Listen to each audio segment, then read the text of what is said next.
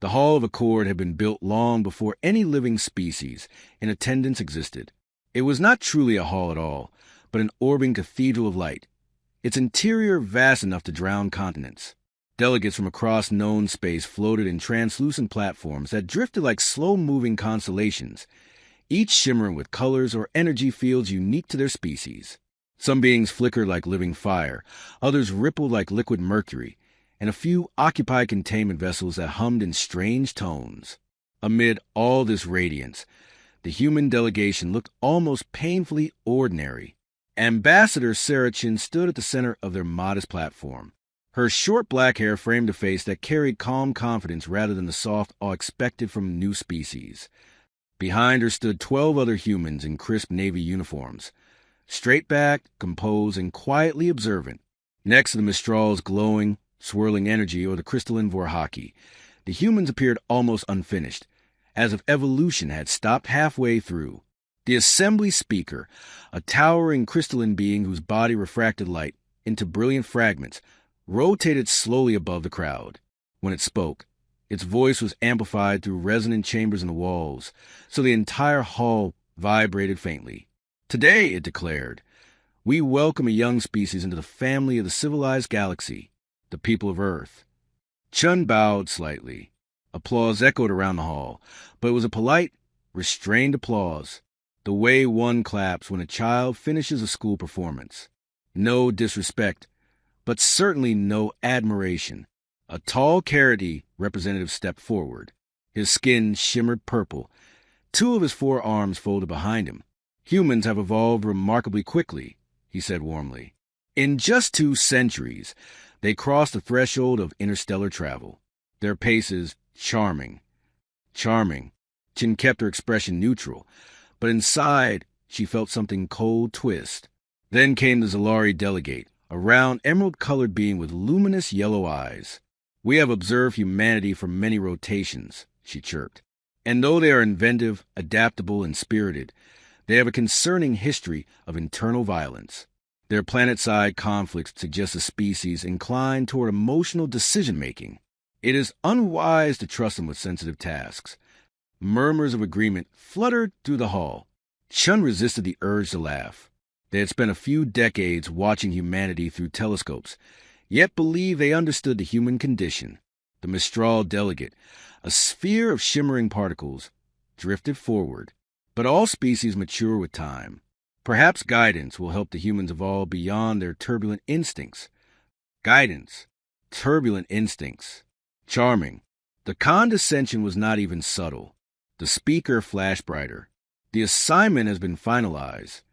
Chun braced herself. "The humans will be designated as custodians of hazardous materials and volatile environments across the outer systems. Their resilience to risk and their historical tolerance for danger make them suitable." The hall quieted. Then polite applause resumed. A job no established species wanted. A job deliberately placed far from the political core. A job designed to keep humans harmlessly occupied. Sarachin rose. "We thank the Assembly for its trust," she said smoothly. Delegates nodded approvingly. Humility was expected from newcomers. Submission was the proper etiquette, but a few noticed it, an unusual steadiness in her gaze. Not rebellion, not anger, but something far more dangerous, calculation.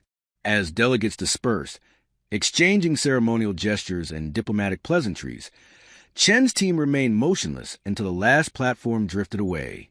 Then, like soldiers awaiting orders, they subtly repositioned themselves around Chan. "Predictable," Commander Elena Torres muttered under her breath. Dr. James Kim glanced at the overhead platforms. "They think we're sanitation workers." "Good," Chin replied softly. "No one pays attention to sanitation workers." She studied the architecture one last time, tracing security nodes with her eyes, memorizing blind spots in the surveillance network, noting which species interacted and which silently watched. Every detail was cataloged with the precision of a tactician. When she finally turned toward the exit, her voice was barely above a whisper. "They've given us access to the entire galaxy. And they think they contained us," Torres added. Chen's expression hardened, not with anger, but with purpose. "They have no idea what they've unleashed. The outer system offices assigned to humanity were small, cramped, and stiflingly quiet, just the way Sarah Chun preferred them. From here, far from the glittering core of the galactic assembly, no one monitored human activity with any real attention. The work was considered dull, routine, beneath the interest of ancient civilizations, which meant it was perfect. For 6 months, Chen oversaw dozens of teams spread across remote sectors. On the surface, they were waste management specialists, collecting toxic residues, stabilizing unstable reactors, scrubbing dead orbital platforms. Menial, thankless labor. But below the surface, every outpost they cleaned was mapped. Every derelict station was scanned. Every mining colony with broken defenses was logged. Every species overlooked by the assembly was quietly contacted. The galaxy thought humans were running garbage trucks. In truth, they were conducting the most comprehensive reconnaissance operation ever attempted. Chen stood in her office, surrounded by holographic projections covering the walls. Trade routes, security blind spots, political tensions, and hundreds of little details the assembly was too arrogant to notice. Humans saw everything, because they were expected to see nothing. A soft chime broke the silence. "Ambassador," came Captain Stevens' voice over secure channel. "We've got a problem.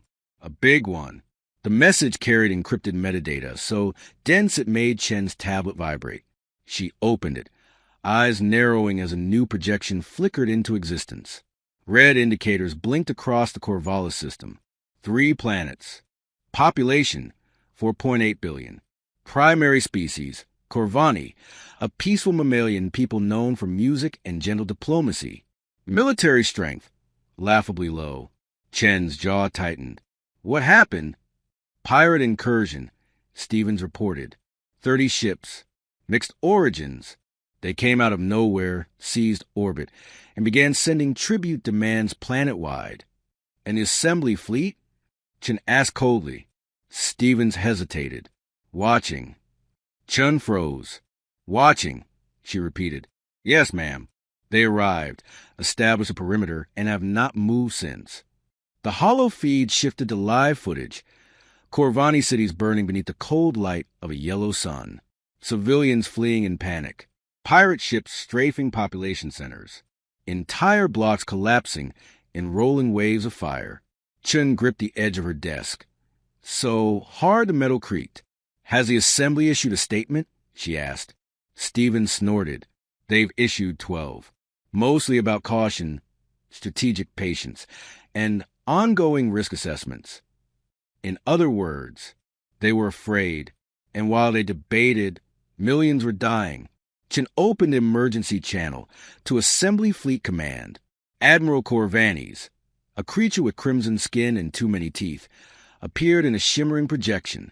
He looked irritated, as if she had interrupted a mild inconvenience rather than an unfolding genocide. "Ambassador Chun," he said stiffly, "the situation is delicate. We are deliberating the safest course." Permission for human vessels to intervene, Chen cut in. The Admiral blinked. "Denied." She didn't flinch. "With respect, Admiral, we have operatives in the sector. They are ready to assist evacuation efforts." "Denied," he repeated. "Harder. Humans lack the experience for this. This is a matter for senior species." Chen inhaled slowly. "In the past 72 hours, at least 100,000 civilians have been killed. Your fleet is in position. Why haven't you engaged?" An uncomfortable ripple flickered behind the Admiral's slitted eyes.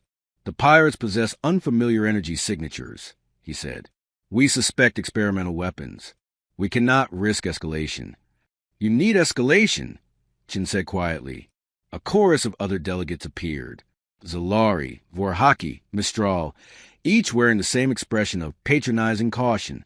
"The humans are emotional," warned one. "They might provoke unnecessary conflict," said another. "This requires wisdom, not recklessness," chimed a third. "Reckless." The word hit Chen like a spark dropped into dry powder. "The Corvani are being slaughtered," she said, voice low and controlled. "Every minute you hesitate, more die." "We will study the situation thoroughly," Admiral Corvanis insisted.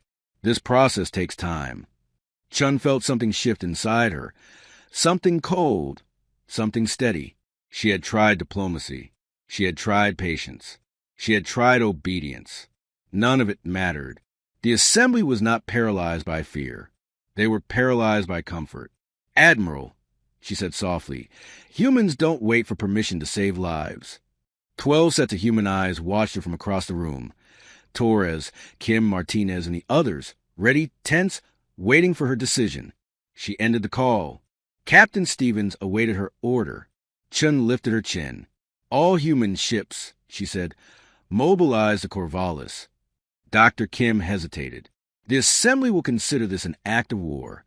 Chen's voice was calm, almost serene. "Let them." Human ships were never meant to inspire fear. That was their advantage.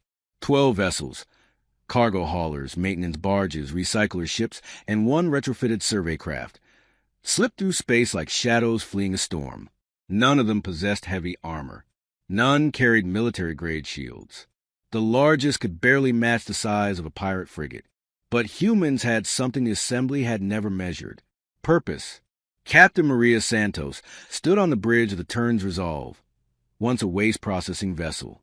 Now it was something very different.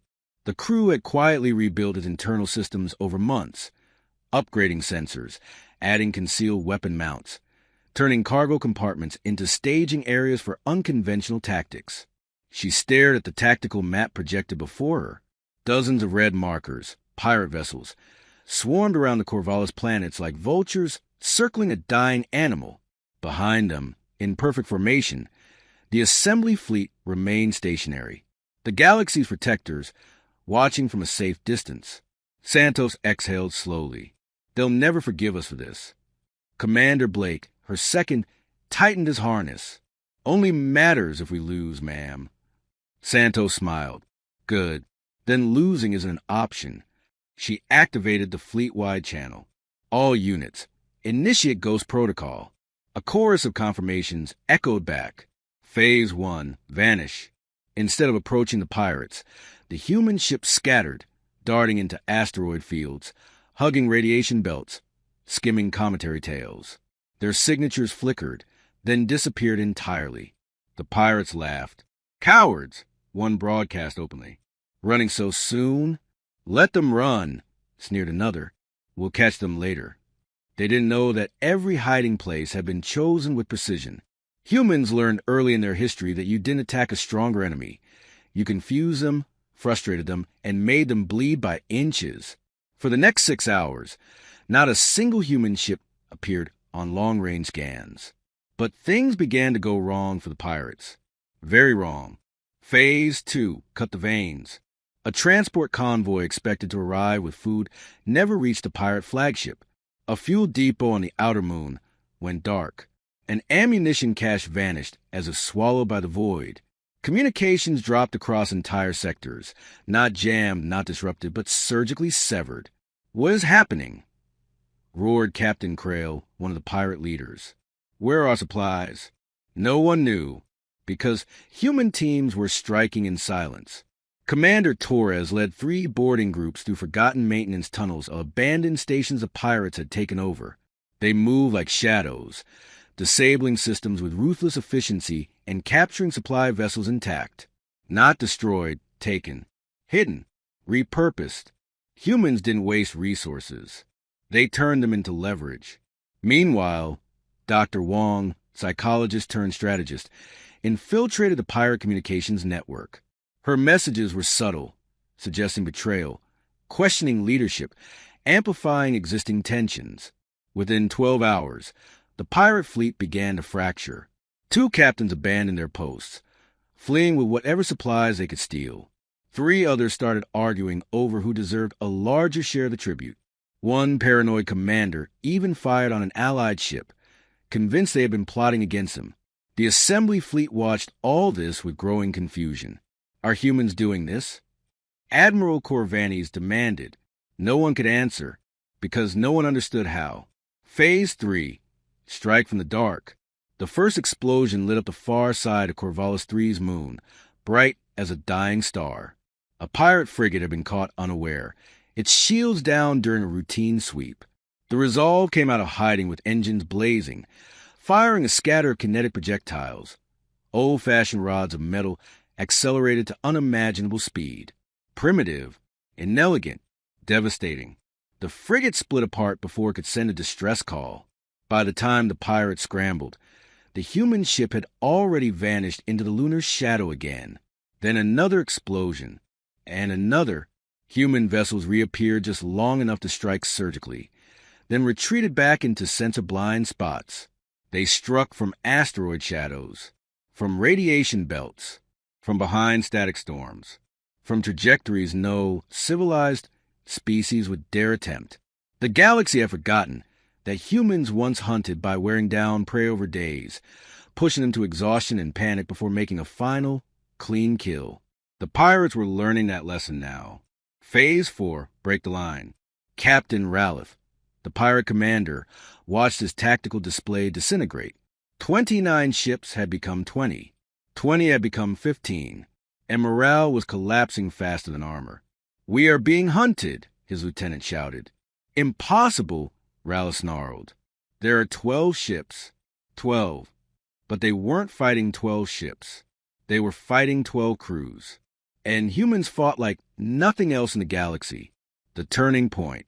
On the third day, with pirate forces fractured and terrified, Santos called Chun.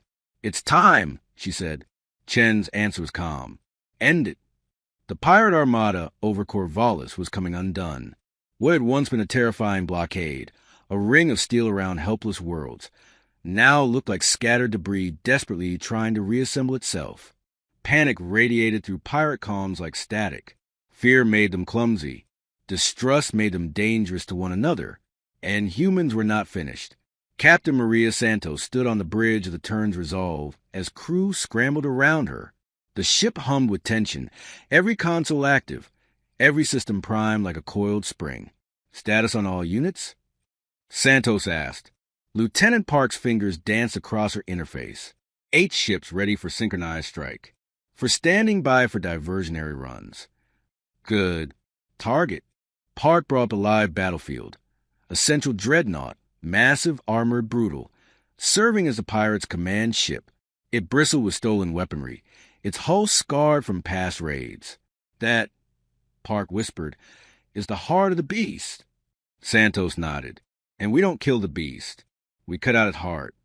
Commander Blake frowned. "Ma'am, we don't have the firepower to crack a dreadnought." "No," Santos agreed. "But they do." She pointed, not at the pirate ships, but at the planets.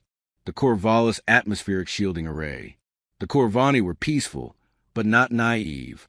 Their planets had massive atmospheric shield generators designed to repel asteroid debris, ion storms, and cosmic hazards. Not weapons, but every engineer in the galaxy knew one rule. Any system capable of protection can be forced into offense. Dr. Kim appeared on screen, breathless inside a hack control station on Corvallis 3. "Captain," he said, pushing hair from his eyes, "I've integrated our uplink with their atmospheric regulators. I can redirect the global shield curvature, but it'll force the array into overload." "How long until it burns out?" Santos asked. Kim checked his readings. "Maybe 30 seconds. "More than enough," Santos whispered. The plan that shouldn't work. Human ships moved, not toward the dreadnought. That would have been suicide. Instead, they positioned themselves like chess pieces around the planet's orbit, forming a geometric pattern no pirate commander could decipher. The dreadnought tracked them, its weapon cores thundering to life. "Prepare to fire," Captain Ralph ordered. He never got the chance. "Execute," Santos commanded. On the planet below, Dr. Kim slammed his palm onto a console. The sky bent. Literally. Atmospheric shields designed to hold back meteors suddenly inverted, curving upward instead of downward. Their protective barriers twisted like a glass bowl being turned inside out. A colossal arc of shimmering force surged from the planet's surface straight into orbit, precisely aligned with the dreadnought's position. Ralith's eyes widened. What is that?" The shield hit. The blast was silent in vacuum, but violent enough to make sensors scream. A wall of refracted atmospheric energy slammed against the dreadnought, crushing shields instantly, ripping armor from its surface like leaves from a tree. Hull plates shredded. Weapon batteries imploded. Engines detonated in a chain reaction that turned the massive ship into a spiraling inferno. In the human ship's cockpits, the light reflected across their faces like dawn breaking after a night of horrors. Direct hit, Lieutenant Park shouted. The dreadnought broke apart, and with it, the pirate command structure. The collapse. Command ship is gone, pirates screamed over open comms. No one's in charge. Every ship for itself. Run, run. The blockade shattered in minutes. Some pirates fled blindly into deep space. Some tried to surrender. Some turned off their weapons, drifting helplessly as their morale evaporated.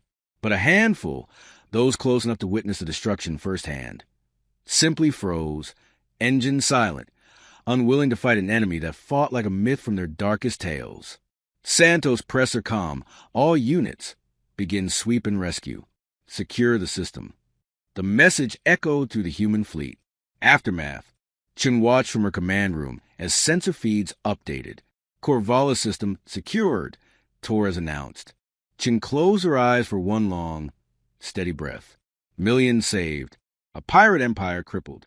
A peaceful species protected. All without the assembly. The galaxy reacts. A new feed appeared. Assembly emergency broadcast. Hundreds of delegates shouting, scrambling, panicking. The footage focused on a single line of text flashing across a massive display. Trespass by human forces. Unauthorized interference. Galactic protocol violated. Chin stared at it. Expression unreadable. They're afraid, Torres said quietly. No, Chin corrected. They're finally paying attention. She turned from the screen. Prepare for the consequences. The Hall of Accord was in chaos.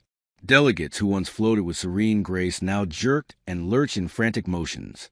Lights flickered across crystalline bodies. Energy beings pulsed erratically. Species that had not raised their voices in centuries shouted over one another.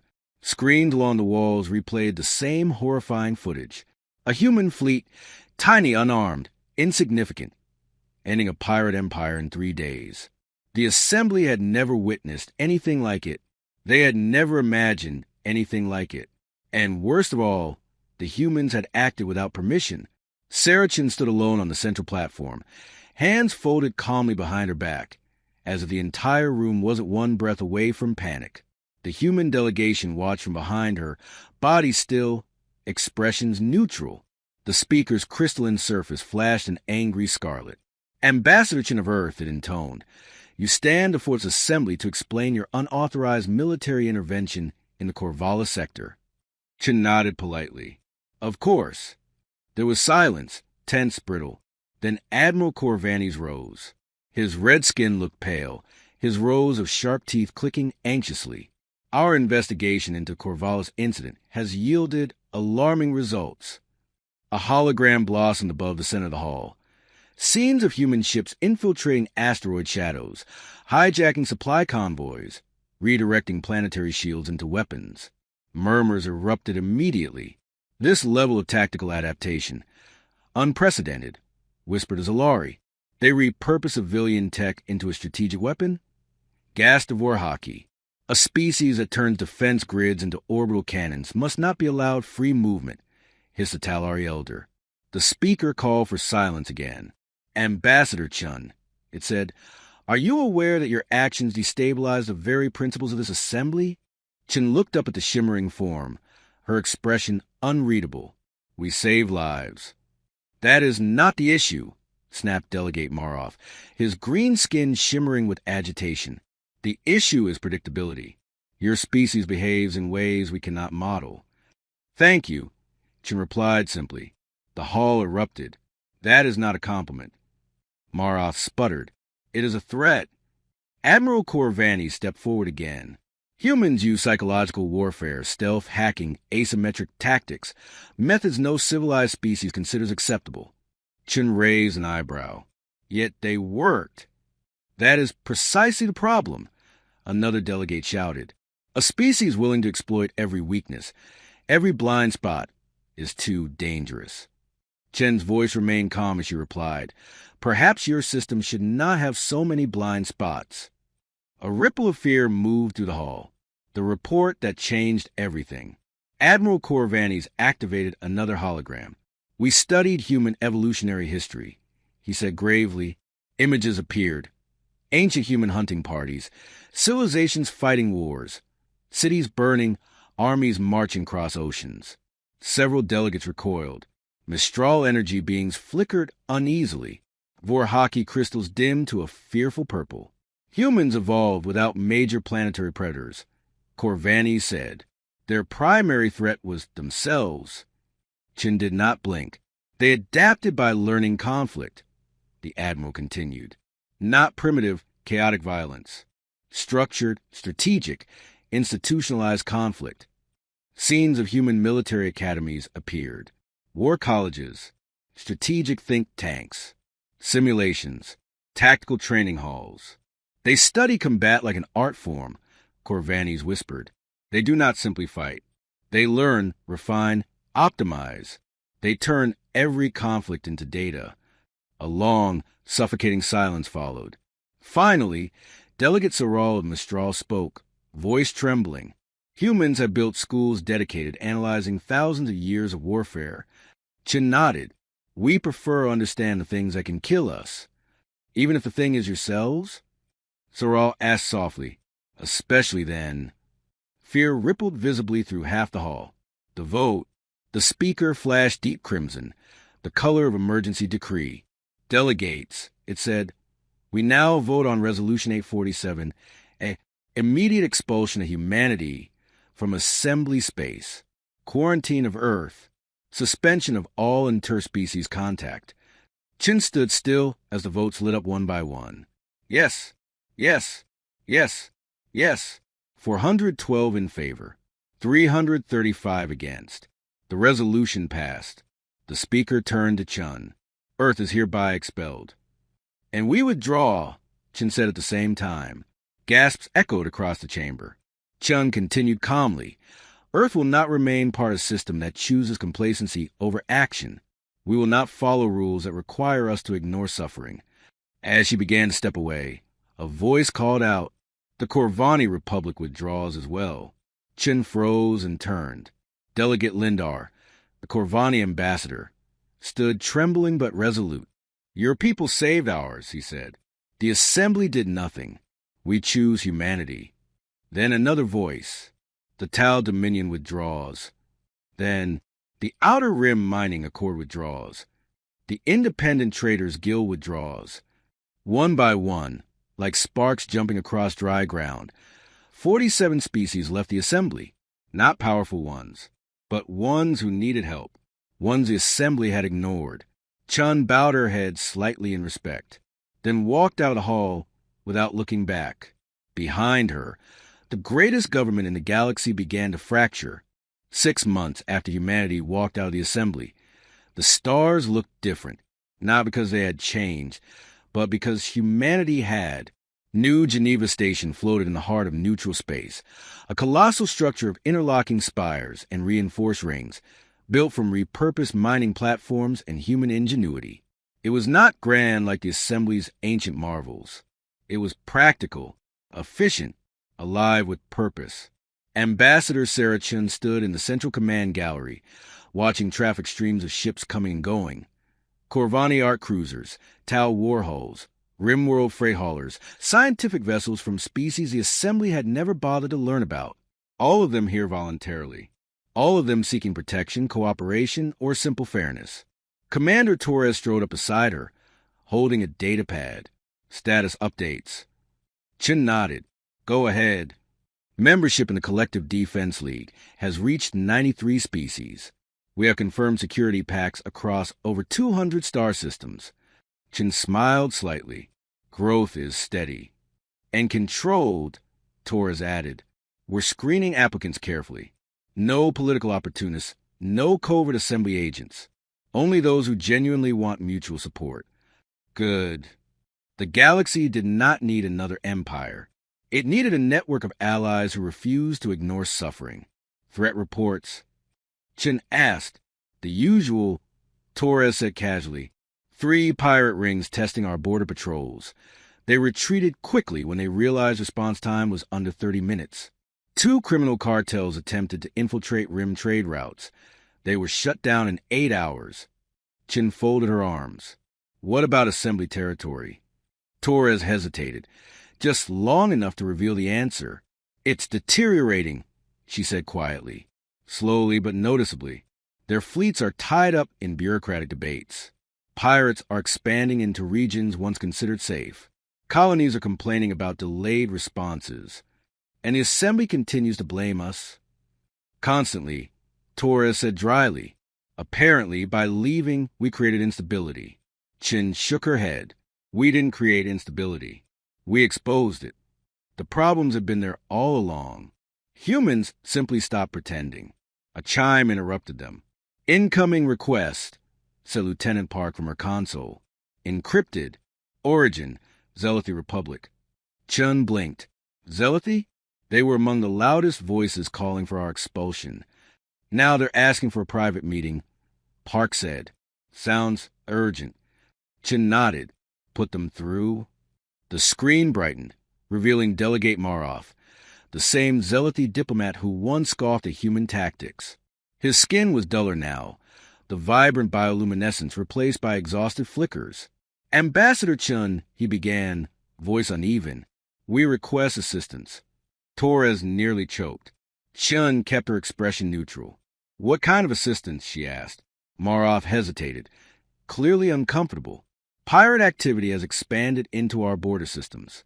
We have lost 3 colonies in 2 cycles. The Assembly has formed a subcommittee. In other words, nothing was being done. We require advisors with unconventional expertise. Maroff continued. Experts who can address threats quickly, effectively. Translation. We need humans. Chun considered him with quiet patience. You expelled us for being unpredictable. That was a miscalculation, Maroff admitted. You feared our methods.